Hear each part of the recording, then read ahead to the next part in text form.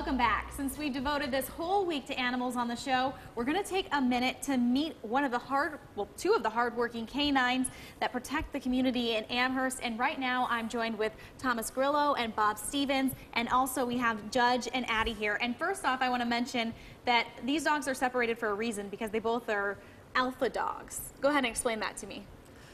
They both want to be in charge, and even though our dogs do get along and they're very social, sometimes they decide they may not want to be. Okay, sounds good. And, you know, one of the biggest questions is how do these dogs, get the training and become a, service dog?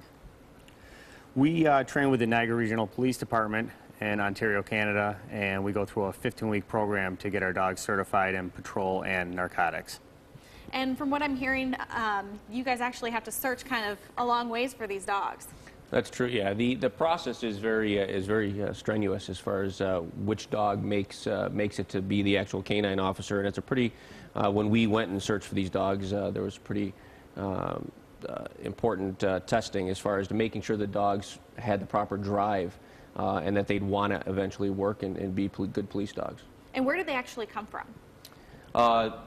Judge came from Europe. And Addie's background is from Europe, but she was actually bred in Canada. Okay, so they're highly trained, and you guys actually have to test them twice a year, is that right? That's correct, yeah. We recertify twice a year as per our standards, but every other week we do a maintenance training with up in Niagara Regional with the police department, and also every day there is some type of training that we do with the dogs.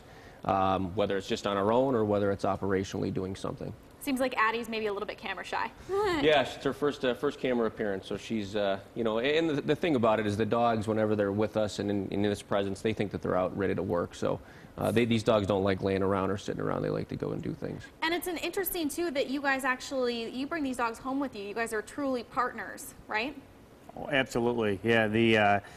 Both our houses are altered to accommodate the dogs and ourselves, and they live with us, and they're, even though they're not in the house, they're part of the family, and we spend a lot of time with them on duty and off.